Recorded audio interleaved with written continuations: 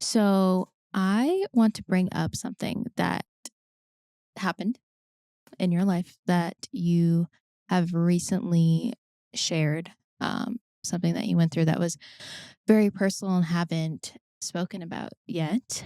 Um, we obviously have talked about it. If you wouldn't mind sharing uh, your experience and kind of what the past few months have been for you. Yeah, of course. As you rightly said, it's like the first time I've ever spoken about it, so it's really weird for me. Um, but yeah, last year, um, I got pregnant and I found out when I was about like 6 weeks. Um, Obviously, as soon as I found out, I told Cam. So yeah, shortly after, both agreed, and I hadn't even told my mum at this point. I like kind of read something somewhere where you should wait for like 12 weeks until you should say something. Yeah. Yeah. So, you know, but it's about 9 weeks at this point.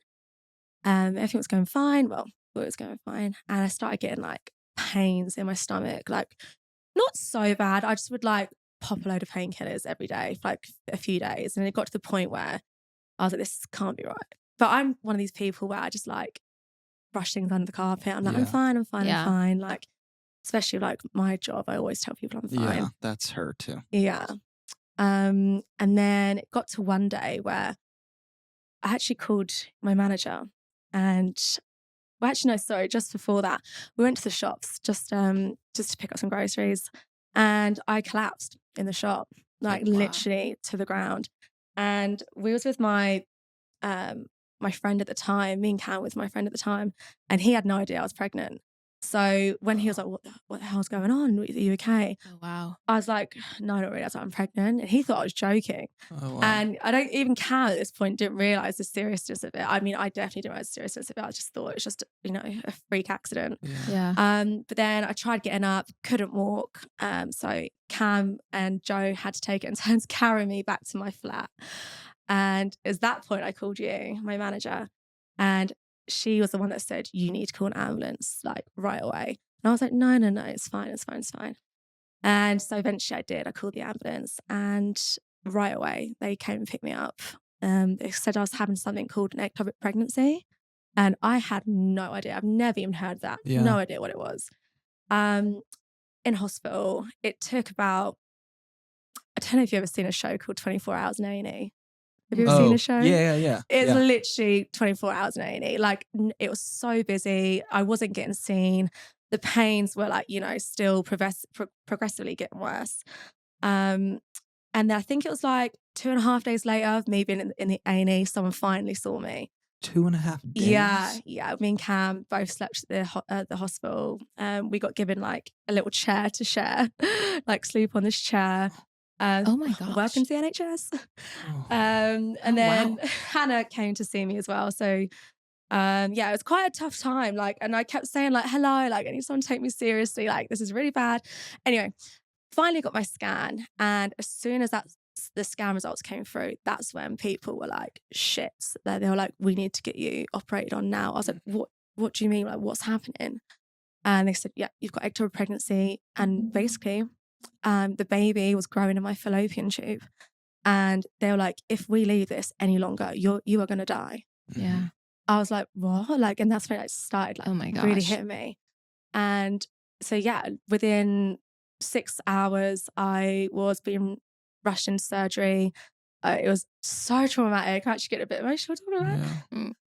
Oh, You're good. Take all the time you need. yeah. All good. Thanks.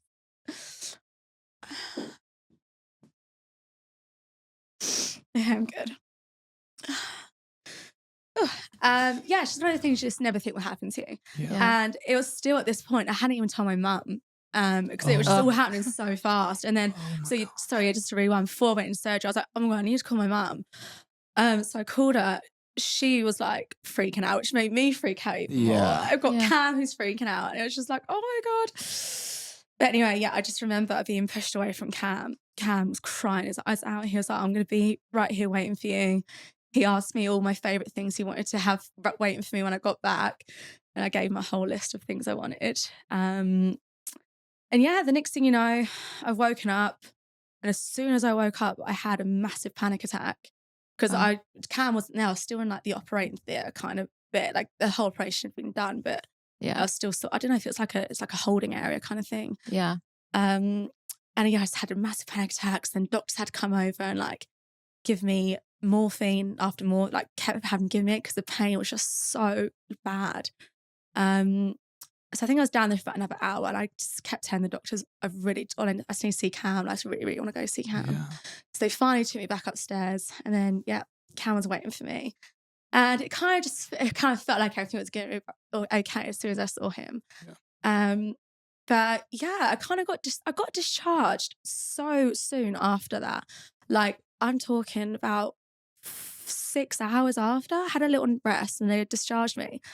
And they didn't give me any aftercare, nothing. I was like, this is crazy. But got home, and me being me, I wanted to look at my stitches. One of them was like completely open. Like I could see my insides. And I was like, brilliant. Oh, So so I called them back and I was like, my stitches are open, blah, blah, blah. Shocker, I had to wait about another 12 hours to be seen for them yeah. to stitch me back up. So I was like, just get me out of this place. Like I want it to be done with now. Yeah. But yeah, that was the experience. Oh my goodness. I mean, first of all, I'm so sorry that you've had to go through that. I think what you said is so true, is you just never think that that's going to happen to you. We recently have two friends that both miscarried, and it, like, you just don't think it's gonna happen. It's nothing No, you you prepare don't. for. Yeah. And there's no way to prepare for it. Exactly. And then afterwards, there's no handbook on how to go about life. Yeah, And, yeah. no. Exactly. And like, so they told me I can still get pregnant, but I obviously only have one fallopian tube now. Yeah. And they actually told me after the surgery they were this close to having to move my ovary as well.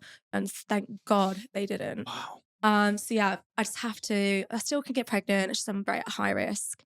And I just have to go for early pregnancy scans like quite frequently. But yeah, ectopic pregnancy is such a crazy thing. It only affects 1 in 100 people, Okay. which I Oh, mean, wow. I am glad about. But yeah, it's just such a crazy experience.